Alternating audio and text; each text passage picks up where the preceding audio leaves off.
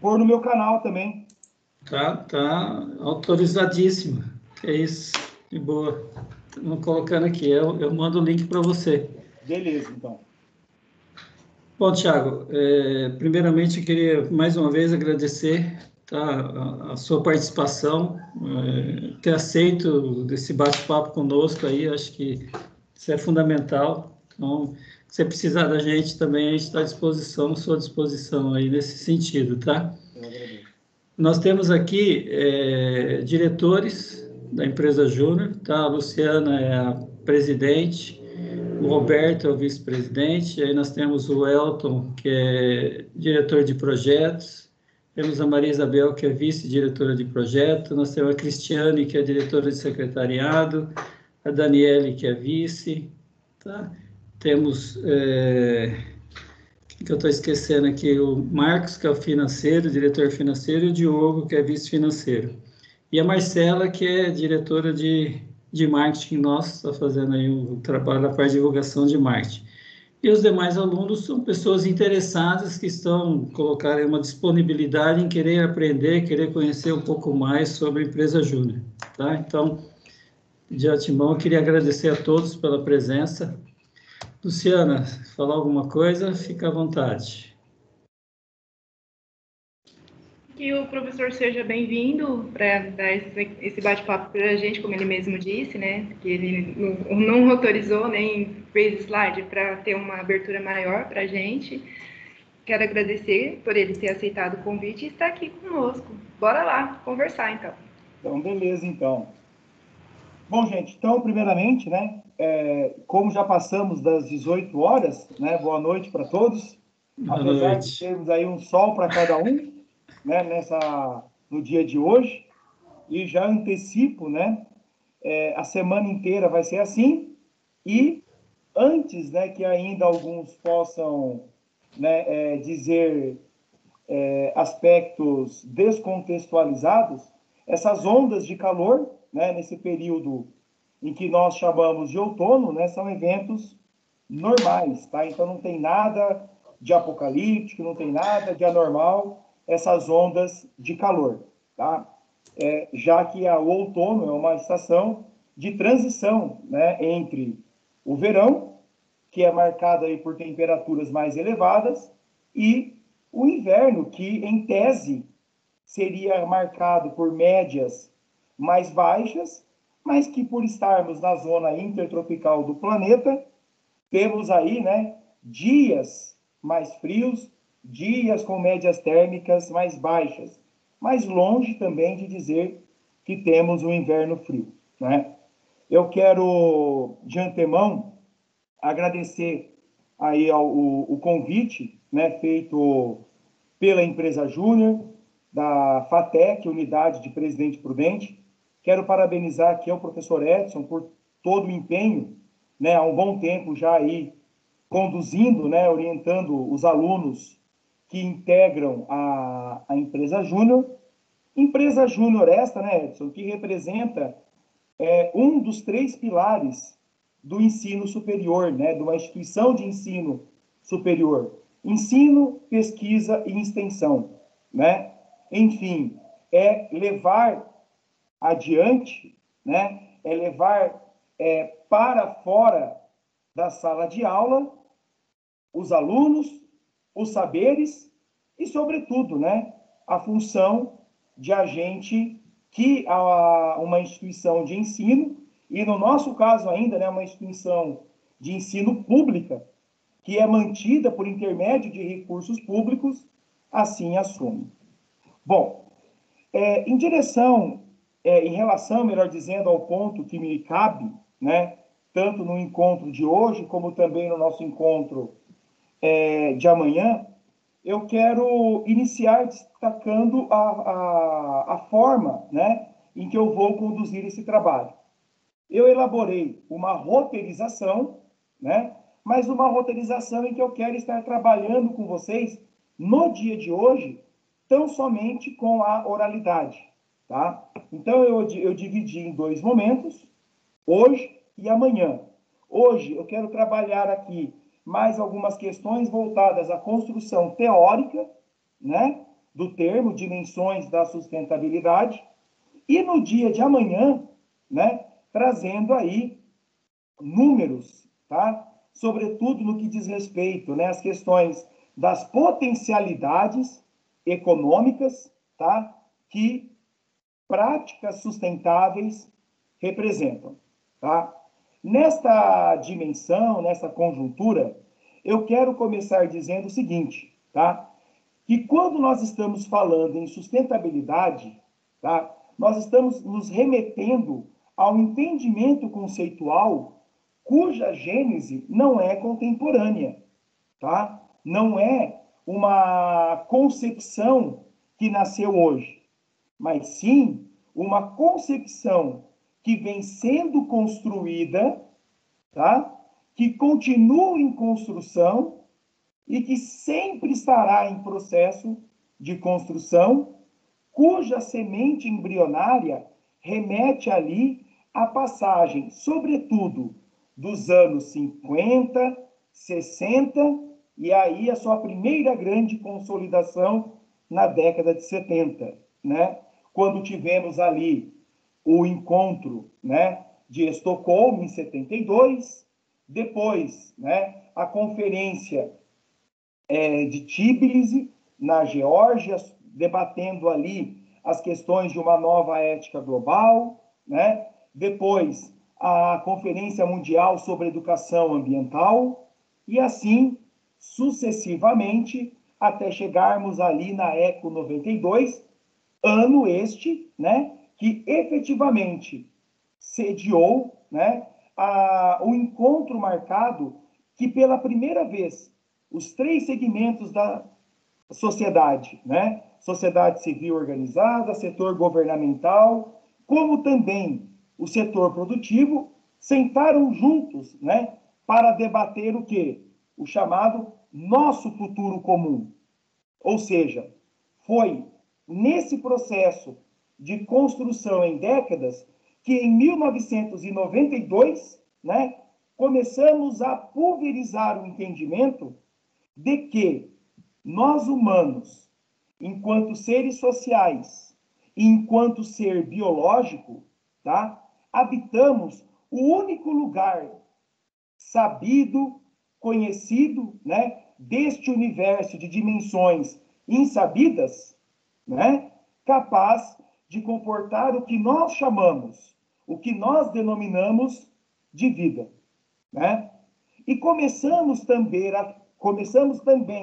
a ter uma solidez maior, né, do entendimento de que no nosso planeta nós não temos nem a entrada e nem a saída de matéria, mas sim um processo permanente, né, de metamorfoses, como também um processo permanente de renovação àqueles que são renováveis, né?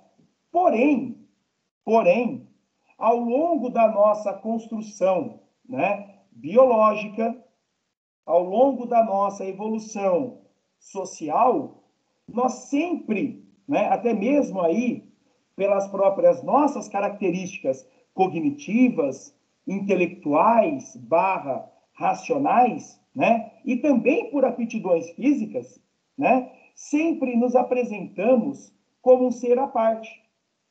E aqui, Edson, eu quero retomar um ponto que eu já debati com aqueles que já foram meus alunos, vão recordar disso. No nosso tempo de escola, lembra lá dos livros de ciências, que era assim, o homem e a natureza? Ou assim, a natureza e o homem? Como que se esses dois elementos, personagens, né, digamos assim, fossem desconectados? E não, né? Começamos a efetivamente a agir e a tomar uma razão, né, que nós não somos seres desconectados, mas somos seres extremamente dependentes da dinâmica natural do planeta. E que, a partir da Revolução Industrial, né, começamos a transformar a dinâmica natural do planeta, começamos a alterar de tal forma, né, este equilíbrio ecossistêmico construído ao longo de 4,5 bilhões de anos, que muitos cientistas, né, já ousam a denominar este momento histórico-temporal, né, datado, iniciado com a Revolução Industrial, de período antropoceno, justamente por ter a força humana como a grande força, a grande ferramenta transformadora das chamadas dinâmicas naturais dos sistemas, ao ponto de alterarmos, né, o equilíbrio sobre a Terra, sobre a água, sobre a atmosfera.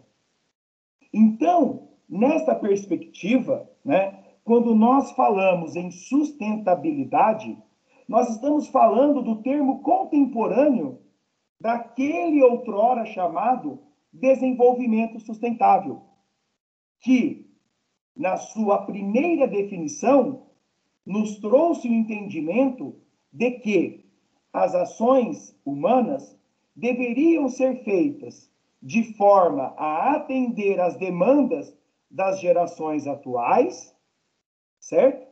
Sem comprometer o equilíbrio às gerações vindouras, certo?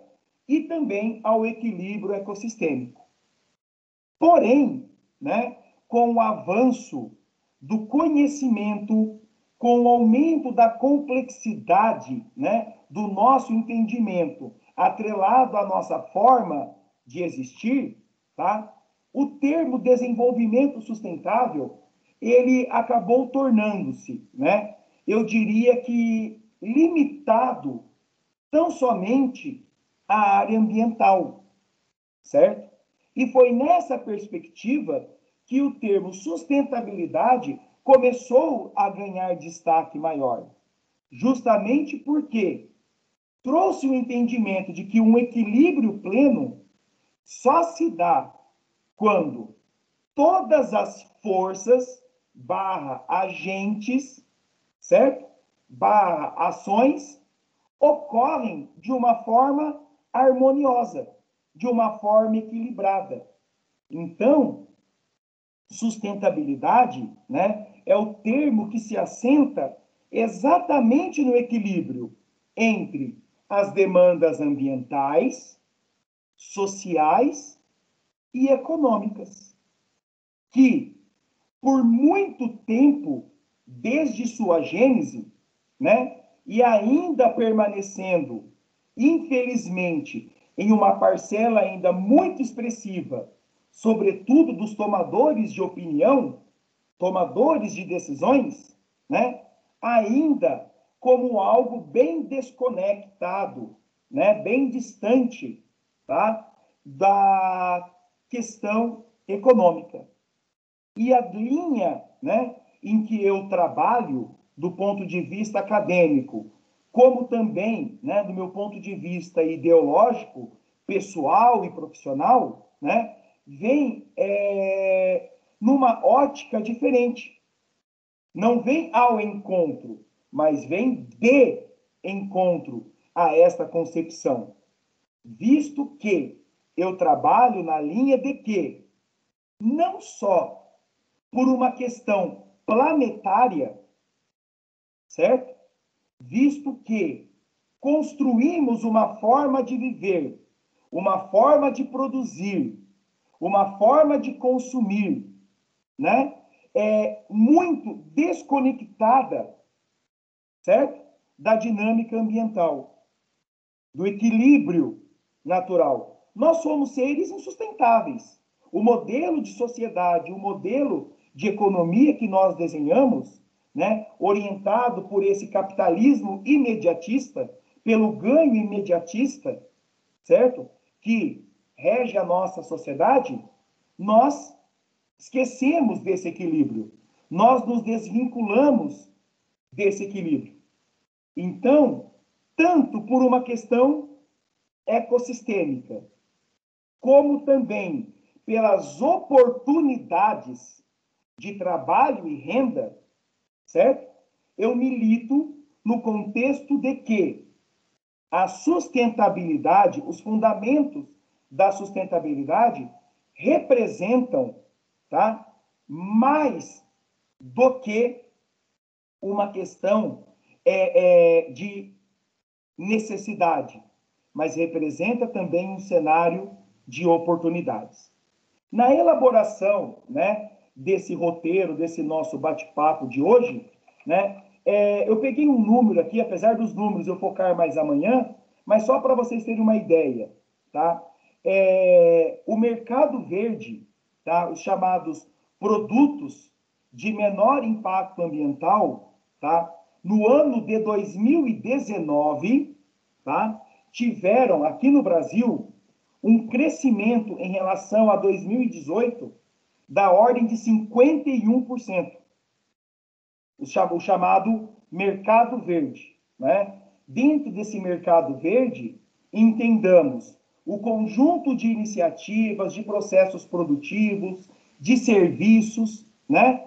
Que voltam-se à busca por uma menor pegada ecológica, ou seja, por uma diminuição dos impactos ambientais causados por suas operações, certo?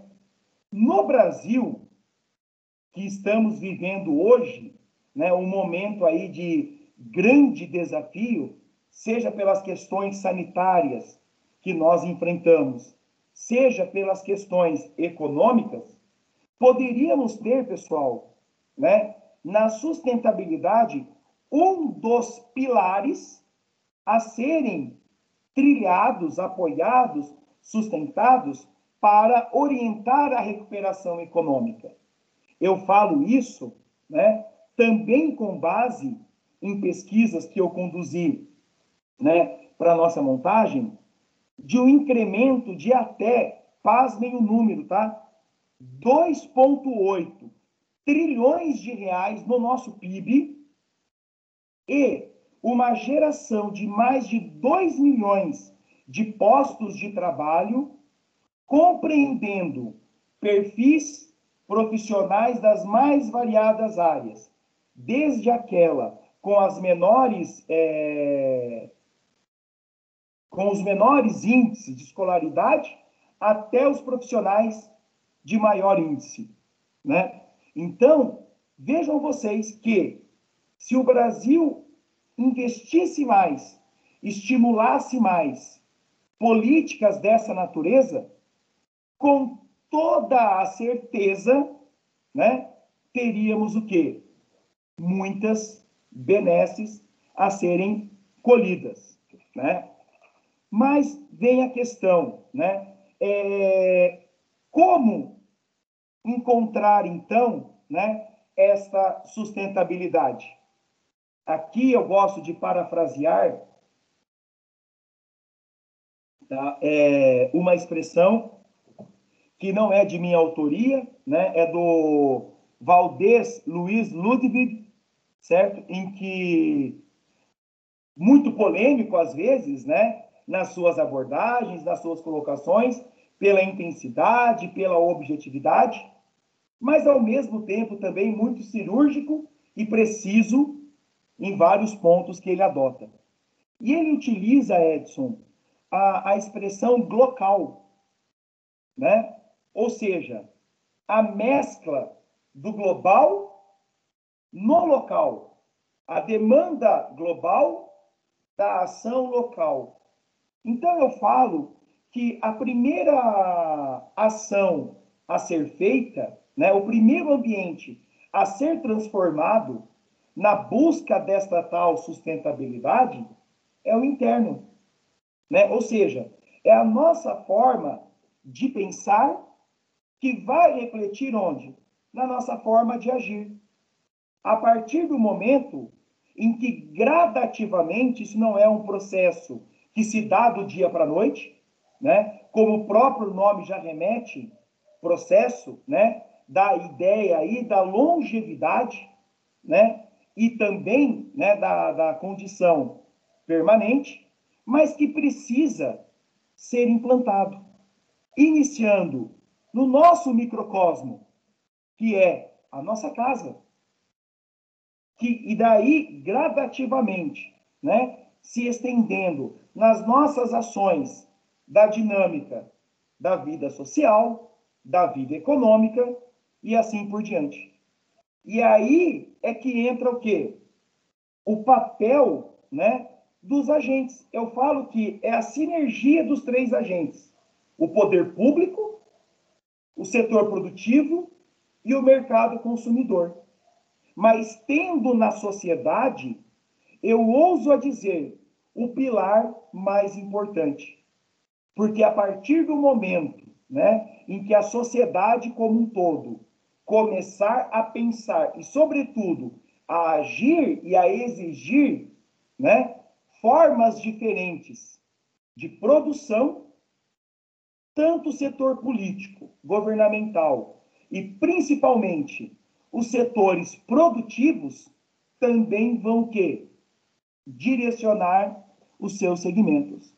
E aí entra, né, exemplos que nós já vemos de várias empresas, né, que buscam já atrelar em suas práticas, certo? Ações, medidas que venham a gerar valores positivos. Sabe aquela história, pessoal? Diga-me com quem andas que eu vou dizer quem és? É mais ou menos isso. Nenhuma empresa hoje, tá? Pelo menos nenhuma empresa séria, quer ter a sua imagem atrelada a práticas predatórias. Nós estamos vendo o quanto que o Brasil está tendo de perdas negativas de imagem internacional, certo? Por conta de problemas de ingerência, né? Por conta de problemas de gestão. Tanto na questão da pandemia, aqui nós já podemos citar, né? Quantos e quantos contratos de exportação de gêneros da agroindústria, né? Que foram cortados ou que estão sendo dificultados por insegurança sanitária. E da mesma forma, né, a imagem extremamente negativa quando nós falamos da maneira como, historicamente, e aí não é o privilégio do governo A, B ou C, quero deixar isso muito claro, né, o quanto que nós gerimos mal as nossas florestas. Nós temos um ecossistema de Mata Atlântica que hoje resta cerca de 8, 9% da área original. Que, inclusive, pertinho de nós, aí em Teodoro, né, o último grande remanescente de Mata Atlântica de transição do interior. Lembrando que a Mata Atlântica, né, aqui do interior, é um pouco diferente da Mata Atlântica do litoral. Mas entram, né, essas duas estruturas entram aí dentro desse complexo Mata Atlântica. Mas, enfim, nós temos um cerrado que já perdeu cerca de 50% da sua área genuína em decorrência do avanço de sistemas agropastoris imediatistas e desconectados, né, dessa demanda atual. E temos uma Amazônia que já perdeu mais de 15% da sua área original. E que, conforme vários especialistas já afirmaram, se continuarmos nessa velocidade e atingirmos o índice de 20%, vamos chegar num patamar irreversível, quando a floresta, certo? Ela vai iniciar um processo de autodestruição, visto que a alteração da dinâmica natural dos sistemas, do sistema amazônico, vai impedir a sua continuidade. E antes que alguém, então, me diga, né? Ah, então você quer dizer, então, que vamos reflorestar tudo e vamos ficar comendo só folhas? Não. Quando nós falamos em sustentabilidade, nós não estamos falando de extremismos. Nós não estamos falando de radicalismos, mas estamos falando exatamente o quê? Olha o termo que eu usei lá no começo. Equilíbrio, harmonia entre as ações. O que foi feito errado no passado, foi feito, ponto. Mas daqui para frente, o que nós podemos fazer dentro de cada ambiente produtivo? Na linha do agronegócio, nós temos inúmeras tecnologias já existentes que permitem o quê? Um aumento significativo, né, da produtividade, da produção, sem que haja o quê? Aumento do desflorestamento. Com técnicas voltadas a manejo do solo, a manejo da cultura, a processos de colheita, de manejo mais eficientes, integrados com a área de TI. Quando nós vemos cada vez mais as tecnologias da informação, certo? Voltando-se às demandas do ambiente rural, digamos assim. E na área, né, da gestão, certo? E na área da gestão, destacamos exatamente o quê?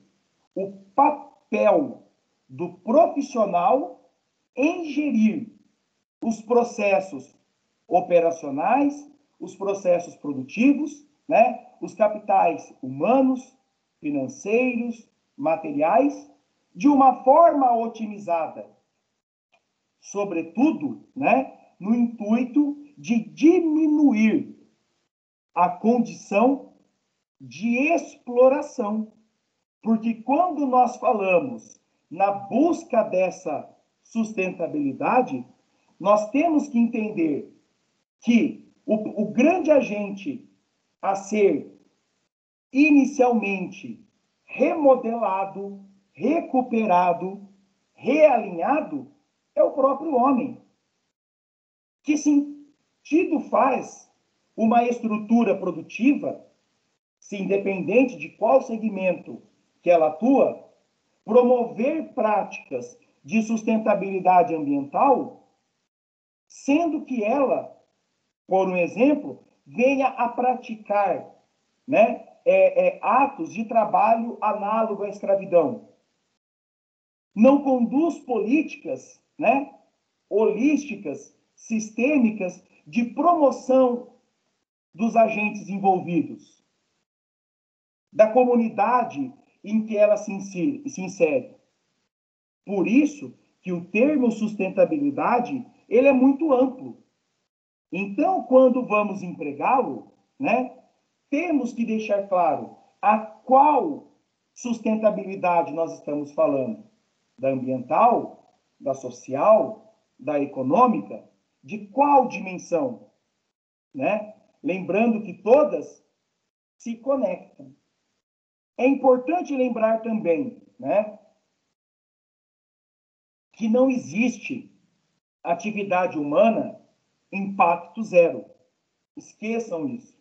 E é aí que está, né, o papel e o grande desafio do profissional do século XXI, né, em estar desenvolvendo medidas, tecnologias, ações que visam diminuir a nossa pegada ecológica.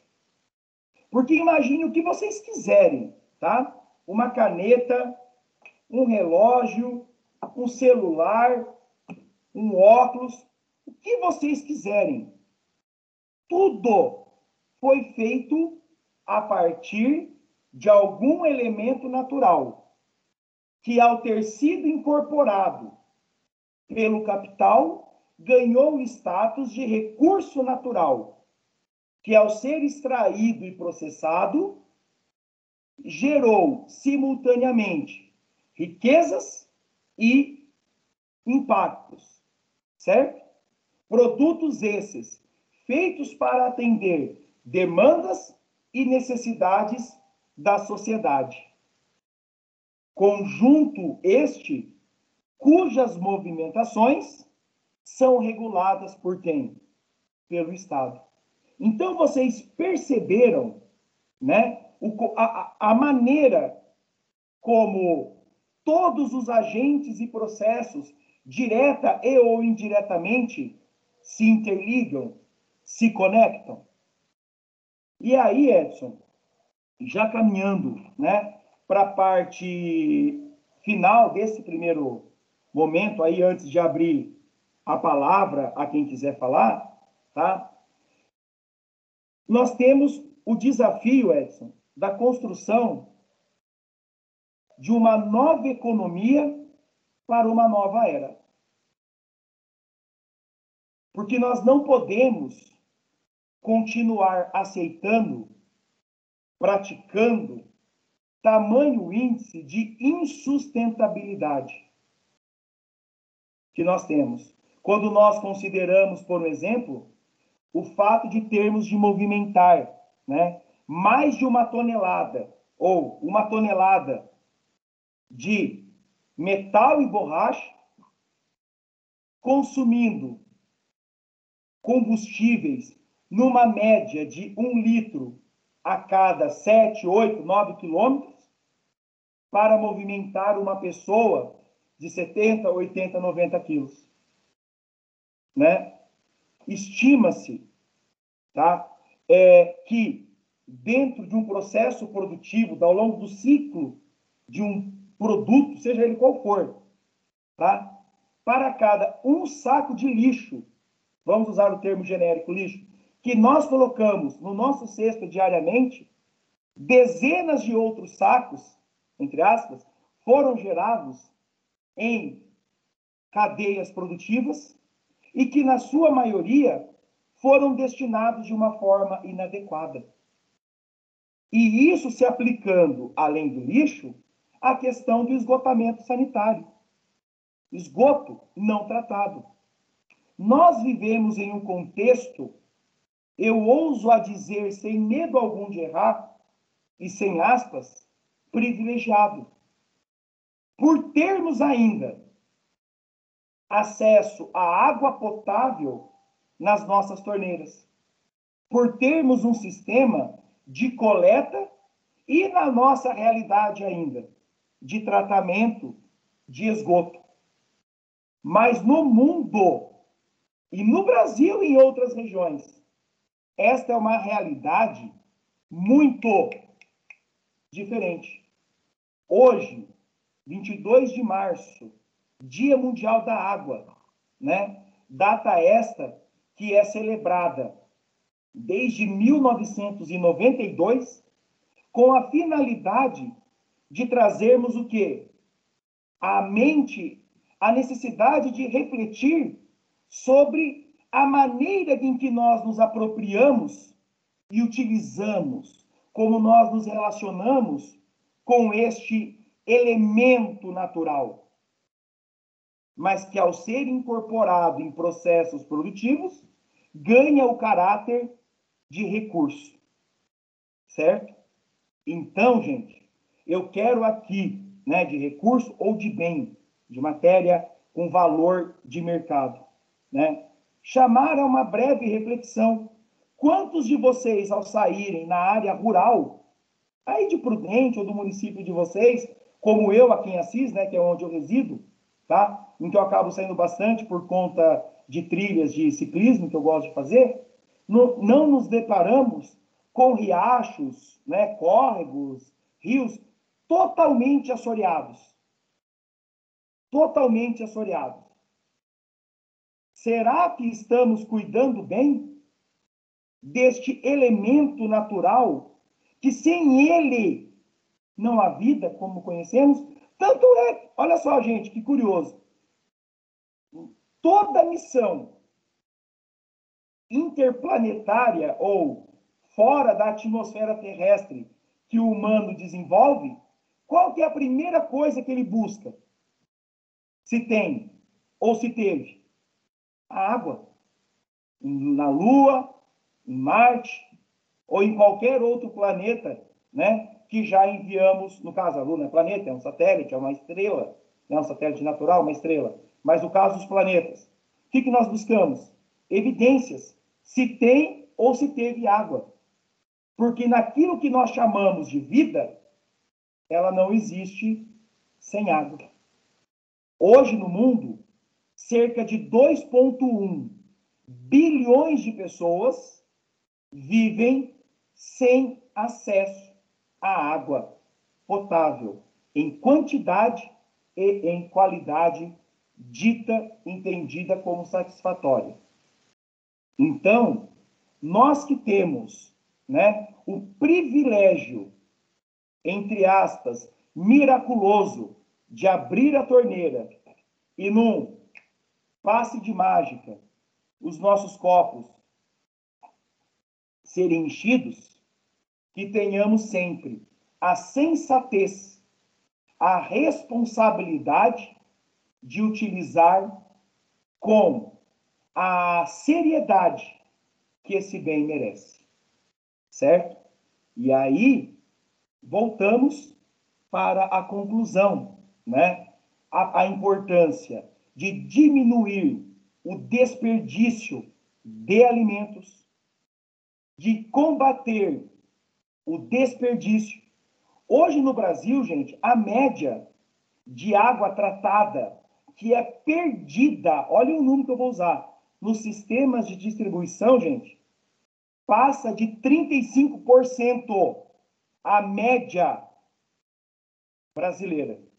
Sendo que em algumas localidades, esta perda supera os 50%. Mas por que tanta perda? Não estou nem falando da perda em casa, tá?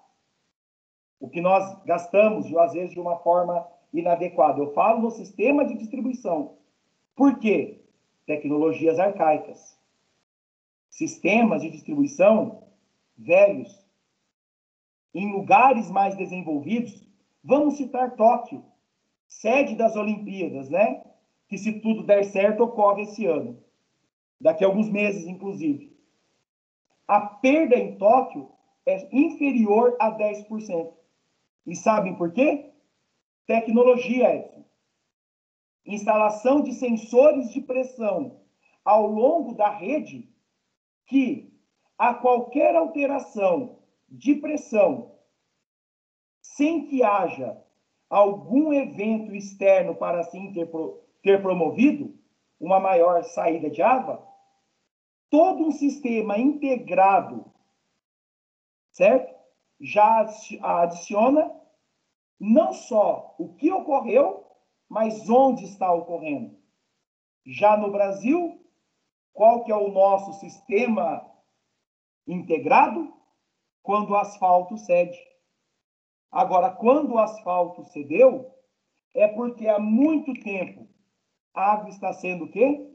Perdida, terra está sendo movimentada, e aí, entendam também, dinheiro sendo jogado fora. Bom, falei bastante, né? Tá louco? E aí, gente? Faz parte, né? Toma uma água. Não, mas é um assunto bastante interessante, né? Porque, eu sou sincero, a gente ouve falar sustentabilidade, mas assim, o que é uma definição ficou clara, né? Que você trabalhou bem isso, porque no dia a dia a gente não se preocupa com os termos, né? E muitas vezes para que não se fale besteira, né? Uma discussão, né? Agir, Edson. Eu falo o seguinte, é aquela velha frase que nós crescemos, e muitos aqui também cresceram ouvindo. Sabendo usar, não vai faltar. Sim. Usando bem, não fica sem. Sabe uma coisa que é tão importante na nossa vida? A busca pelo equilíbrio, né? Eu até estava dando um exemplo com os alunos, dos que foram ou são, né? Meus alunos, quando eu falo nessa minha relação de trabalho com a FATEC, né? Como que ela se enquadraria no que nós chamamos de sustentabilidade? Os 3 pilares: social, ambiental e econômico. No ambiental, né? A utilização de combustível renovável no meu veículo, nos deslocamentos. uma atividade de plantio de árvores que eu faço, né, anualmente, inclusive algumas aí na própria FATEC, para sequestrar o carbono emitido pelo meu carro, no meu deslocamento, né? A utilização de uma caneca de ferro que eu largo dentro do meu carro, uma caneca metálica, para não ficar utilizando o copo descartável, né? Dentro da dimensão social, a existência, né, de um ambiente harmônico, tranquilo, que permita o quê? A satisfação pessoal em estar aí. Essa relação harmoniosa que é praticada entre nós, né? E no viés econômico, aí entra o que eu comecei a conversar com os alunos. Em razão do aumento do preço dos combustíveis, dos custos com pedágio, né? E de um bom tempo sem reposições salariais, o que está acontecendo? O pilar econômico desse meu tripé está começando a abalar. Aí alguém pode me dizer assim, Coxa é meu apelido, para quem não conhece, então força do ato, os alunos chamarem assim, Coxa ou Titi, né? Então, assim, Edson, então vamos supor, você ganhasse muito bem, ao ponto, sobrar muito, você pode bancar combustível e tal, e sobra. Mas você roda com gasolina, não faz nada para mover né, para compensar o dióxido de carbono emitido. Aí quem seria o pilar manco da história? O ambiental. Ou então, eu atendesse o ambiental, atendesse o econômico, mas não tivesse prazer pessoal em estar aí trabalhando. Aí eu feriria o quê? O social. E lembrando que o social, gente, ele envolve até o que nós já falamos em aula, o respeito às pluralidades étnica, etária, cultural, de orientação, de gênero. Então, sustentabilidade é a condição que algo tem em se sustentar, em ter continuidade. E as coisas só se sustentam quando existe o quê? É igual dieta. Dieta radical que sustenta. Sabe aquela história? Né? Eu estou num processo de dieta, já foram quase 20 quilos nos últimos 3 anos. Né? Nesse último aí já... esse último ano, desse total de 20, em que eu ouvi a médica, na verdade, né, a Diana, ela falou assim, você ganhou esse peso extra que você tem em um dia ou em um ano? Para que você tem em um dia, em um ano? Você pode assistir. Então, se sustenta. Então, sustentabilidade, gente, é continuidade, equilíbrio, harmonia. E não estou sendo hipócrita aqui em descartar, Edson, o prazer do consumo, em dizer abdiquem. Não, mas vamos repensar a forma de produzir, pressionar os setores, né, produtivos, setores governamentais, para que passem a agir de uma forma, né, que passem a produzir com maior eficácia, com maior eficiência. Porque nós temos que lembrar o seguinte, nós não herdamos essa casa dos nossos pais. Nós pegamos emprestada essa casa dos nossos filhos. E tudo aquilo que pegamos emprestado, temos que devolver igual ou melhor do que nós pegamos.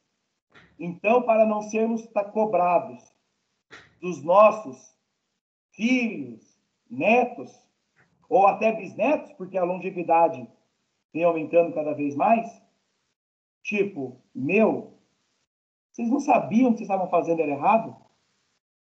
Vocês não tiveram alerta? Não tiveram a sensibilidade? deixaram toda essa sujeira para nós? Por quê?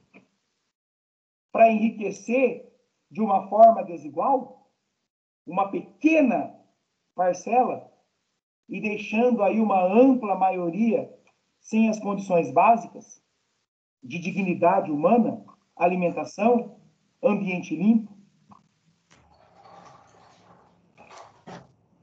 né? Eu falo assim, tem vários pontos, né, que podem ser discutidos, é aquela questão de fazer cada um fazer um pouquinho, né, Tiago? Acho que até a Luciana comentou que em casa é comum de todos, esse é nosso planeta e temos que cuidar muito bem dele. Essa consciência, né, de estar buscando, de estar passando para as crianças, para os mais novos, essa consciência, e muitas vezes também aquele fator da gente estar cobrando, né, e fazer o nosso papel, né? Muitas vezes a gente vê alguém fazendo alguma coisa errada e fala assim, isso não é da minha conta, né? Não são... Aquela história, tem até aquele videozinho que eu passei em aula. O problema não é meu. Não, ele é meu. O problema é nosso. Realmente ele não é meu. Ele é nosso. É bem assim. É um fator fundamental, né? E aí, Edson, se você me permitir, claro. né, amanhã eu queria comentar aí com os alunos, né, para que na nossa próxima, aí cabe a você, né, enquanto docente responsável pela empresa Júnior, né, numa próxima capacitação docente de volta às aulas, né, e principalmente presencial, né, a empresa Júnior fizesse uma fala chamando a atenção dos professores, dos alunos, né, dos funcionários administrativos, chamando a atenção no sentido de instrução, né, no que diz respeito ao uso racional da nossa estrutura. Porque a gente só vai conseguir ecoar a partir do momento que criarmos também hábitos internos. Quando eu canso de ver, né, e aí, aos tempos que estávamos, né, presencial, saía da aula, depois da última aula da noite, e saía apagando luzes de salas. Também fazia ficaram isso. Abertas, acesas, depois de uma aula. Ventiladores, né? Ventiladores. Ar-condicionado. Exatamente. Aí fala assim, mas é do Estado. Não, não é do Estado, é nosso. É nosso. E mesmo que não seja, não interessa. A gente tem que pensar isso, porque se esse desperdício continuar, mais usinas hidrelétricas serão construídas, usinas termoelétricas. E por falar nisso, né, o quanto que nós temos que cada vez mais pôr em mente, que aí, olha o termo que eu vou usar, que a nova revolução energética, o que o petróleo e o carvão representaram nos séculos 18, 19 e 20, a energia elétrica advinda de fonte solar, de fontes renováveis como um todo, vai representar nesse século 21. E aí entram as oportunidades de emprego. Só que para isso, considerando o contexto brasileiro, a existência de políticas públicas de fomento, né, a fim de que haja viabilidade econômica, tanto para grandes investidores, né, construírem centrais elétricas solares, e não mais barragens que promovem tragédias ambientais e sociais, alterando a vida de comunidades ribeirinhas, comunidades indígenas. Quando nós temos no Brasil, vamos considerar o tempo mais próximos, né? As usinas do Rio Madeira, as usinas do Rio Xingu, agora, a de Belo Monte, não vou nem considerar uma tragédia ambiental que está do nosso lado. A usina de Porto Primavera. Que alagou uma área enorme. E se fizermos um comparativo entre área alagada e energia gerada, Cara, você fala, meu, o que é isso?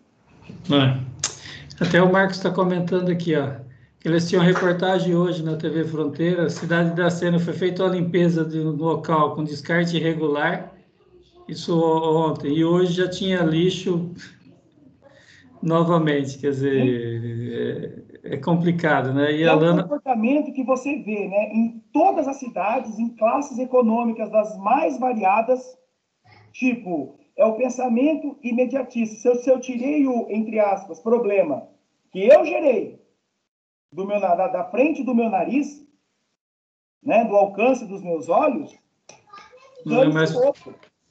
E não é assim. É complicado. A Lana comentando aqui, cada dia mais apaixonada por esse tema. Então, assim... Edson, só um segundinho, desculpa. Não, pode. Eu falo assim, cara, quando a gente faz dessa forma de bate-papo, fica mais fluido, né, do que aquele modelo, dizer como. Não, não é dizer como. Vamos construir juntos, né? Então eu falo assim, Edson, não há poder público que dê conta, certo? Das demandas causadas por atos coletivos inadequados. Como, da mesma forma, não há sociedade que se sustente quando o poder público não venha a atuar dentro das suas atribuições. Ou seja, olha mais uma vez, equilíbrio. Não existe agente mais ou menos importante. Existem agentes com responsabilidades, atribuições, dentro das suas respectivas searas, esferas, né? É isso aí. Alguém tem alguma colocação para fazer, pessoal? Fica à vontade. Tiago, eu lembro sempre de uma história que isso ficou marcado já há muitos anos, que é aquela história do beija-flor. Não sei se você já ouviu falar, quer dizer, Não. tá uma floresta pegando fogo e os bichos tudo correndo e o beija-flor tentando apagar, né? Aí um dos bichos perguntou para ele, mas você não vai conseguir. Ele falou, mas eu estou fazendo a minha parte, né? Sim, como Então, a própria Madre Teresa de Calcutá dizia, né? Sei que o meu trabalho é uma gotinha no oceano, vírgula. Mas sei que sem essa gotinha, o oceano seria uma gota menor. então são condições básicas, né? Eu acho que Exatamente. a gente tem que enaltecer o trabalho e assim, e a gente vê que você fala como que se diz, né? De gosta do assunto, gosta da causa, veste a camisa. Eu acho que isso é fundamental. Como diz a Lana ali, deixa a gente apaixonado pelo tema e querendo conhecer sempre um pouco mais. Mas, só para comentar, eu até tinha já conversado com a Marcela, que é do marketing, né? Que era depois dessa nossa palestra aqui, até a gente fazer alguma coisa voltada para a reciclagem correta do lixo, a separação em casa, fazer algum trabalho nesse sentido. E essa dica que você deu aí de estar mobilizando a FATEC e os professores, quem sabe não sejam uma dica que, já que se não deva fazer na FATEC, mas que a gente comece a fazer nas nossas casas, né? E amanhã, como que vocês preferem, então? Que nós venhamos a dar dicas práticas sobre a intervenção, por exemplo, na minha casa, na sua casa, na FATEC, ou trazendo algo que eu sugeriria, então, trazer alguns números, né, de emprego, renda, tal, e depois sugerir, tá, e aí o que eu posso fazer na minha casa, na FATEC. O que Fica vocês acham? fica à vontade. Fica à vontade. A Bruna ergueu a mão. Bruna, você quer falar alguma coisa? Fica à vontade. Eu não sei se vocês viram, mas vocês viram aquela campanha para ajudar a Valentina, aquela menininha com ela? Que eles estão fazendo um drive-thru de coleta de lixos, como bateria, lixo eletrônico, vários tipos de lixo eles estão fazendo para poder, acho que para vender, né? E poder arrecadar fundos. Eu achei muito legal a iniciativa. É a prova, Valentina, assim, da importância, né, dessa ação coletiva. Quando o conjunto se une, né? Oi, Alberto. Pode falar, Alberto. Professor, poderia focar também na FATEC. O professor já conhece a FATEC, já sabe das dificuldades que tem lá, das necessidades que tem, e todos nós, como empresa júnior, quais são as ações que a gente poderia fazer quando surgir a retomada, ou se a gente pode fazer alguma coisa desde agora, porque eu acho que o professor tem bastante do conhecimento das necessidades que tem lá. Não, beleza. Eu até já anotei aqui, Alberto. Vou focar mais nisso, então. Amanhã eu começo com algumas questões de números, só um panorama geral, e depois, né, como uma proposta de um workshop, né, daí entrar na intervenção mesmo. Beleza. Tiago, obrigado por hoje. Eu que agradeço, a todos. Deus abençoe aí sua vida, sua família. Nós. Amém. E parabéns aí por... Imagina, eu que agradeço mais um ano de vida. São completados ontem, né? Então, que Deus abençoe você imensamente. 3.9. Que benção. Último ano antes do ENTA. Aí você vai ver, como que se diz, é maravilhoso também, não temos que reclamar. Com certeza. Tá bom? Você me manda o link depois? Mando então, sim. Tá bom, então. Um abraço, obrigado a todos. Até Boa amanhã, noite. pessoal. Boa aula, Thiago. Obrigado para vocês também. Tchau, tchau. Um abraço, tchau, obrigado.